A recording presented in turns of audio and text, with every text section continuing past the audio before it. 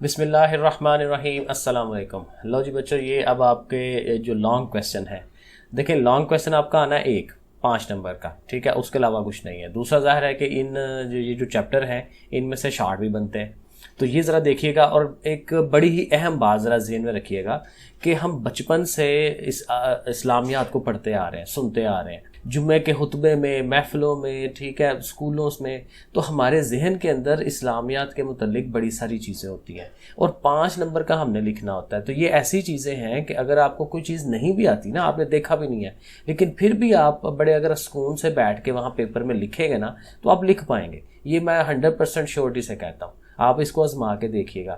لیکن یہ ہے کہ میں آپ کو یہاں سے امپورٹنٹ سوال بتا رہا ہوں، ٹھیک ہے، اور اس کو کس طرح سے اٹیمپٹ کرنا ہے وہ بھی میں آپ کو یہاں پہ بتا دیتا ہوں۔ تھوڑا سا ٹائم اس پہ لگا لیجیے گا کیونکہ ظاہر ہے کہ یہ آپ کے پیپر میں یہ چیزیں ہیں۔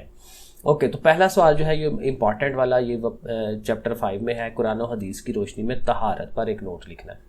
اب ایک نوٹ ہے، 5 نمبر ہیں، بہت زیادہ 10-15 نہیں ہے، ٹھیک ہے۔ تو آپ مین یہ کریں کہ موٹی موٹی چیزیں اس کی یاد رکھ لیں، کیا اس کو کہتے ہیں، ہیڈنگز جو ہیں وہ یاد کر لیں۔ مثلا دیکھیں اب طہارت جو ہے یہ کیا چیز ہے؟ طہارت صفائی ہے نا، تو صفائی جو ہے انسانی جسم کی صفائی رکھنا، اپنے کردار کی صفائی رکھنا، یہ ساری چیزیں ضروری ہیں۔ تو ہیڈنگ دیکھیں وہ کیا لکھ رہا ہے، دین فطرت کا اصول ہے، ٹھیک ہے نا، فطرت کا اصول ہے کہ ایک بندہ جو ہے صاف رہے وہی بہتر ہے۔ طہارت کی تاکید کی گئی ہے، ہر مذہب میں تاکید کی گئی ہے، اسلام میں بھی تاکید کی گئی ہے، ٹھیک ہے۔ طہارت احادیث کی روشنی میں یا قرآن آیات کی روشنی میں تو کوئی ایک آدھ جو ہے اس کو آپ یاد رکھ لیں، ٹھیک ہے۔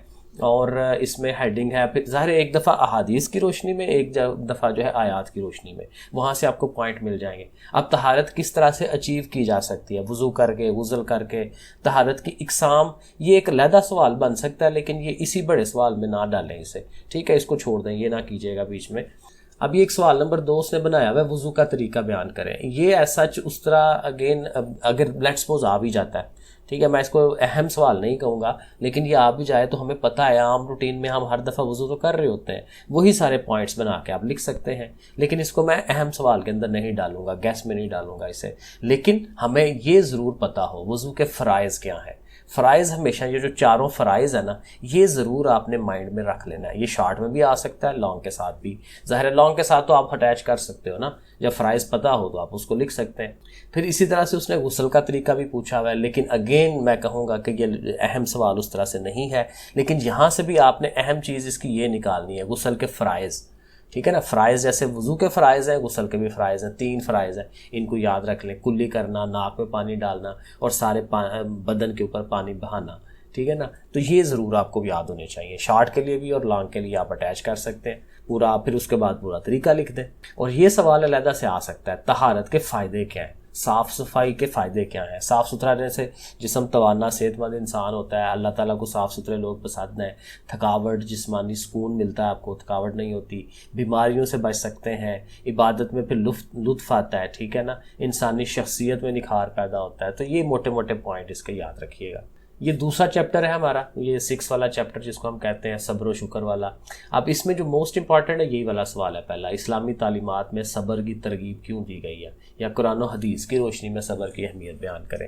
تو اگین صبر کا مفہوم بتانا ہے، تو مفہوم بڑا سمپل ہے، صبر ہوتا کیا ہے آپ کو یہ پتہ ہونا چاہیے۔ صبر یہی ہے کہ اللہ تعالیٰ کی طرف سے مشکلات، مصیبتیں زندگی کے اندر آتی ہیں اور اس پہ ہم نے صبر کرنا ہے۔ صبر یہ ہے کہ اپنے منہ سے الٹے سیدھے الفاظ نہیں نکالنے، جملے نہیں نکالنے، اللہ کی ناشکری کی طرف نہیں جانا، ٹھیک ہے، اور اللہ نے جس حالت میں آپ کو رکھا ہوا ہے اس پہ شکر ادا کرنا، ٹھیک ہے۔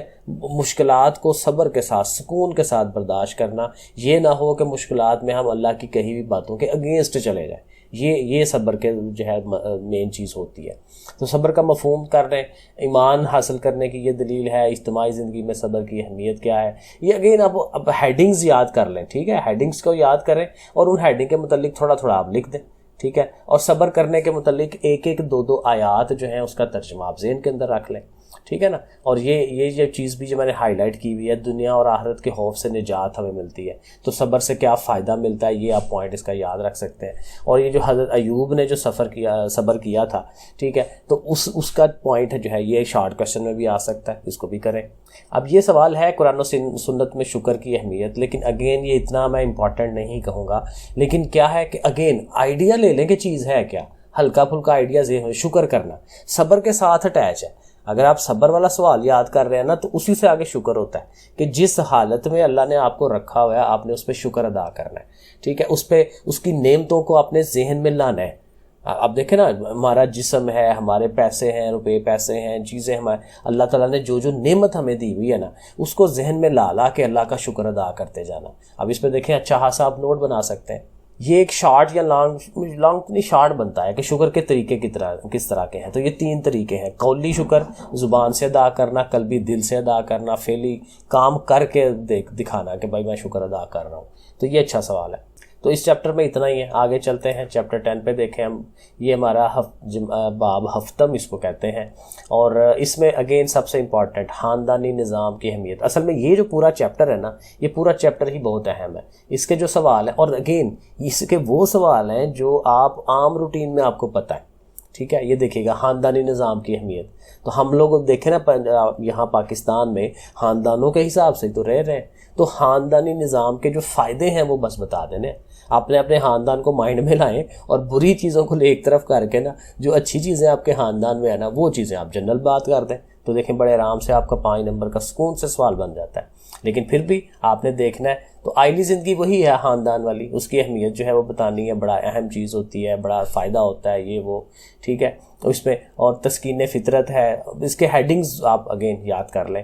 اخلاقی تحفظ ہے، رنج و راحت، یعنی اکٹھے جب مل کے 2 میاں بیوی اکٹھے رہتے ہیں، ان کے ساتھ بچے ان کے رہتے ہیں تو اس کے فائدے کیا ہیں، ٹھیک ہے۔ اخلاقی تحفظ ہے، میاں بیوی اکٹھے ایک جوڑے کی شکل میں رہ رہے ہیں، رنج و راحت، خوشی غمی میں شریک ہو رہے ہیں۔ آئلی زندگی کے مقاصد، یہ علیحدہ سے سوال آ سکتا ہے، شارٹ سوال، کہ کیا فائدہ کیا ہے، کیوں کہ آئلی زندگی جو ہے چلائی جاتی ہے۔ آئلی وہی ہے میاں بیوی کی زندگی، انسانی نسل کی بقا، ظاہر ہے آگے سے اور انسانوں کو پروان چڑھانا، افزائش نسل ہے، آگے نئے انسان، راحت و سکون ملتا ہے کیونکہ ظاہر ہے اکیلا انسان نہیں رہ سکتا، اولاد کی تعلیم و تربیت پھر ہو جائے گی اگر میاں بیوی دونوں ہیں ساتھ، اور حقوق و فرائض کی ادائیگی بھی ہوتی جائے گی جو مذہب نے کہا ہوا ہے۔ تو یہ ایک کویسچن آپ کا شارٹ کویسچن بھی یہاں سے بن جاتا ہے۔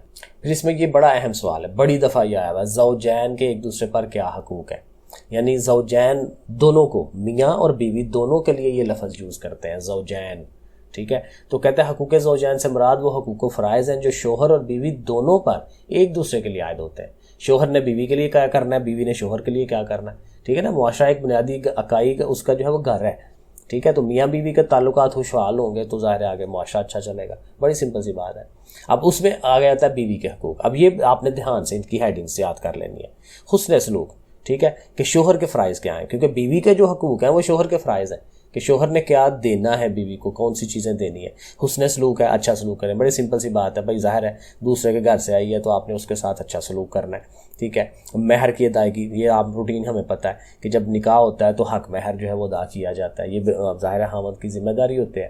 نان و نفقہ جو اس کا ظاہر ہے میاں نہیں باہر نکل کے کام کرنے ہیں نا، تو وہ ظاہر ہے میاں کے انڈر آتی ہے، تو وہ ظاہر ہے عدل و مساوات، اگر ایک سے زیادہ بیویاں ہیں تو مساوات قائم کرنی، تحمل اور درگزر، ٹھیک ہے نا، ظلم سے اجتناب کرنا کیونکہ اس کے اندر ہے، اخلاقی تربیت بھی کرنی ہے اگر کوئی پرابلمز ہیں۔ تو یہ دیکھیں بڑی سمپل سی چیزیں، عام سی چیزیں، ہیڈنگز یاد کریں، ہیڈنگز یہ مسٹ ہے چیز۔ اور پھر بیوی کے فرائض ہیں کہ بیوی نے شوہر کے لیے کیا کرنا ہے، اور یہ 2-3 ہی بڑے چیزیں ہیں، کیونکہ سب سے بڑی چیز ہے مال اور آبرو کی حفاظت کرنی، کیونکہ وہ جو بیوی ہے وہ خاوند کے انڈر آ رہی ہے تو اس کی عزت ہے وہ، تو اس نے اس کی عزت کی حفاظت کرنی ہے، خود ادھر ادھر نہیں نکلنا، کسی سے چکر نہیں چلانے، ٹھیک ہے نا۔ اور اس کا مال، کیونکہ بندہ تو باہر گیا ہوا ہے، مال تو اس کے انڈر آ رہا ہے، تو وہ مال بھی آگے پیچھے اس کا نہ ہو، ٹھیک ہے۔ مال اور آبرو کی حفاظت یہ سب سے پہلا پوائنٹ ہوتا ہے۔ اور نمبر 2 اطاعت و فرما برداری، کیونکہ وہ خاوند کے انڈر اللہ تعالیٰ نے اس کو رکھا ہوا ہے نا، تو اطاعت اور فرما برداری ہونی چاہیے۔ اور اولاد کی تربیت، کیونکہ زیادہ دیر اولاد ماں کے پاس ہوتی ہے تو تربیت اچھی کرنا بچوں کی، اور جو اللہ تعالیٰ نے دیا ہوا ہے اس پہ شکر گزاری کرنا، جو آج کل ہماری خواتین بہت کم ہے۔ اور پھر یہ سوال ہے اولاد کے حقوق و فرائض کے بارے میں، ٹھیک ہے۔ اب یہ وہی بات آ گئی کہ اولاد جو ہے اس کے کیا حقوق ہیں، کیا فرائض ہیں، وہ بات بتانے ہیں ہم نے۔ اب اولاد کے حقوق کیا ہیں، اولاد کے لیے ماں باپ کو کیا کرنا ہے، دوزخ سے بچانا ہے، کیونکہ بچے ہیں نا ان کو نہیں پتہ کہ ہمارے لیے کیا اچھا ہے کیا برا ہے، تو ان کو اچھے راستے پہ چلا دینا، دوزخ سے بچانا وہی ہے۔ تحفظ حیات، ان کی ابھی چھوٹے ہیں تو ان کی زندگی جو ہے ان کی حفاظت کرنی، آگے بڑے کرنا ان کو، جب بڑے ہو جائیں گے تو پھر اپنا وہ دیکھ لیتے ہیں، ٹھیک ہے. اور عقیقہ اور ختنہ، ظاہر ہے لڑکوں کا ختنہ کیا جاتا ہے اور عقیقہ جو ہے لڑکی لڑکے دونوں کا کیا جاتا ہے. ٹھیک ہے. رضاعت، دودھ پلانا، ٹھیک ہے، ماؤں نے دودھ پلانا ہوتا ہے. اور تعلیم و تربیت کرنا. ٹھیک ہے نا. یہ موٹے موٹے پوائنٹ یاد رکھ لیں اور ان کے انڈر 2 3 لائنیں لکھتے جائیں، ہو جائے گا سوال. پھر یہ اولاد کے فرائض ہیں کہ اولاد نے کیا فرض، اب اولاد نے کیا کرنا ہے اپنے ماں باپ کے لیے. ظاہر ہے سب سے پہلی چیز فرما برداری ہے کہ اتنا کچھ ماں باپ کر رہے ہیں تو اولاد کو ان کا فرما بردار ہونا چاہیے، حکم ماننے چاہیے ان کے. ٹھیک ہے. اور اگین جب وہ بوڑھے ہو جاتے ہیں تو رحمت و شفقت کا سلوک کرنا چاہیے، بڑھاپے میں خاص دھیان رکھنا چاہیے. ٹھیک ہے. تو یہ موٹی موٹی چیزیں. اور ظاہر ہے جب شادیاں ہو جاتی ہیں تو ماں باپ اور بیوی کا جو آپس میں ہے وہ ایک جیسا، عدل و انصاف، مساوات ہونی چاہیے. یہ نہیں کہ کسی ایک بندے کی سائڈ پہ چلے جائے، ماں باپ کی طرف چلا جائے تو بیوی کو چھوڑ دے، وہ مطلب کر دے پیچھے، یا بیوی کی طرف ہی سارا ہو جائے اور ماں باپ کو پیچھے کر دے. تو یہ دونوں چیزوں میں بیلنس رکھنا ہوتا ہے. لیں جی، تو یہ اس چیپٹر میں ساری چیزیں تھیں. اب اگلے چیپٹر پہ آتے ہیں. یہ میں نے کھولا ہوا اسے، یہ ہے جی ہمارے پاس ہجرت اور جہاد والا. اب دیکھیں اس میں یہ والا جو سوال ہے نا، یہ میرے خیال میں موسٹ امپورٹنٹ ہے. جہاد سے کیا مراد ہے؟ تو جہاد دیکھیں، اب یہ بھی بڑا اچھا سوال، بڑے آرام سے آپ کا ریڈی ہو جاتا ہے. صرف اس میں موٹی موٹی چیز آپ نے یہ یاد رکھنی ہے. جہاد ہوتا ہے کہ اللہ کے رستے میں نکلنا. ٹھیک ہے. اللہ نے جو کہا ہے نا، آپ نے وہ کام پورا کرنے کے لیے چل پڑنا.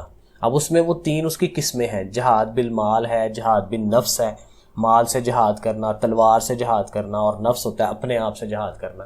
اب یہ ان تینوں کو اگر آپ یاد رکھ لیں گے نا تو وہ آپ کا سوال بڑے سکون کے ساتھ بن جاتا ہے، کیونکہ ان تینوں کو آپ نے ایکسپلین کرنا ہے. جہاد بالمال کیا ہے کہ اللہ کی راہ میں اپنے پیسوں کو خرچ کرنا، جہاں جہاں ضرورت پڑ رہی ہے وہاں وہاں آپ کے پیسے لگ رہے ہو. ٹھیک ہے. وہ آپ بیچ میں ایگزامپلیں ڈال سکتے ہیں. اور جہاد بالنفس ہے اپنے نفس سے، اپنے آپ سے جہاد کرنا، کہ اپنی جو انکلینیشن ہوتی ہے نا ہماری، کہ ہم کوئی برائی کی طرف جانا چاہ رہے ہوتے ہیں لیکن ہم سوچتے ہیں کہ نہیں، اللہ نے کہا ہوا ہے کہ یہ برائی نہیں کرنی، تو ہم اپنے آپ کو روکتے ہیں. تو یہی جہاد بالنفس ہے. ٹھیک ہے. اور جو ایک آخری جہاد ہے، جہاد بالسیف، کہ تلوار سے جہاد کرنا، کہ چل کے لڑ پڑنا، کفار کے ساتھ لڑائی کرنا. تو یہ 3 جہاد آپ ذہن میں رکھ لیں تو آپ کا پراپر کویسچن جو ہے یہ بن جاتا ہے. اس کے بعد یہ لاسٹ والا چیپٹر ہے اور اس میں بھی کوئی خاص اس طرح سے نہیں ہے، کیونکہ یہاں پہ بھی جو چیزیں پوچھ رہا ہے نا، یا بتا رہا ہے یا بات کر رہا ہے، وہ وہی ساری چیزیں ہیں جو پیچھے وہ والدین اور وہ اس طرح کا وہ جو چیپٹر تھا نا اس میں سارا ہو گیا ہوا ہے. تو حقوق، اب دیکھیں جو پہلا سوال ہے، حقوق العباد کی ایک فہرست بنائیے. کن کن لوگوں کے ہمیں حقوق دینے ہوتے ہیں؟ تو یہ 10 لوگ ہیں: والدین، اولاد، حقوق زوجین، رشتہ دار، جنگی قیدی. یہ ذرا ایک شارٹ کویسچن کے طور پہ اسے تیار کر لیں. ٹھیک ہے. اور پھر ظاہر ہے ایک لانگ سوال یہ بن جاتا ہے، حقوق العباد پر نوٹ لکھیں، لوگوں کے حقوق. اب دیکھیں بڑے آرام سے اس میں آپ کا سوال بن جاتا ہے، کچھ بھی نہ یاد کریں. اب آپ کو پتہ ہے کس کس کے حقوق دینے ہوتے ہیں. اپنے ماں باپ کے حقوق دینے ہیں، اپنی بیوی کے حقوق دینے ہیں. ٹھیک ہے. میاں بیوی نے آپس میں حقوق دینا ہے. پھر آپ کے ہمسایوں کے حقوق ہیں، کتنے سارے لوگوں کے حقوق ہیں. ہر ایک کے حقوق کے اوپر 2 3 لائنیں لکھتے جائیں تو دیکھیں اچھا خاصا آپ کا وہ سوال جو ہے وہ ریڈی ہو جاتا ہے. یہ شارٹ سوال آ سکتا ہے: غلاموں کے حقوق قرآن کی روشنی میں، کہ غلاموں کے کیا حقوق ہیں یہ ضرور بتائیے گا. اور یہ والا سوال بھی آ سکتا ہے شارٹ سوال، کہ غیر مسلموں کے حقوق قرآن کی روشنی میں. یہ والی جو آیت کا ترجمہ ہے یہ یاد کر لیں. ٹھیک ہے. اور یہ دیکھیں جیسے دین میں کوئی جبر نہیں، یہ بڑی امپورٹنٹ ہے یہ. تو بس جی یہ اس میں موٹے موٹے تھے، کیوں؟ اور ظاہر ہے کہ 2 میں سے ایک آنا ہے، تو یہ ان ساروں کو کر لیں. اور پھر وہی بات، کچھ بھی آ جائے اپنے اوپر کانفیڈنس رکھنا ہے، کیونکہ 5 نمبر کا سوال آپ کے مائنڈ کے اندر سارا مٹیریل موجود ہے. آپ نے سکون سے بیٹھنا ہے، اس کا ایک خاکہ تیار کرنا ہے اور اس کو لکھ دینا ہے. سکون کے ساتھ ایک پیج ریڈی ہو جاتا ہے. ٹھیک ہے جی بچوں، پھر اوکے، اللہ حافظ.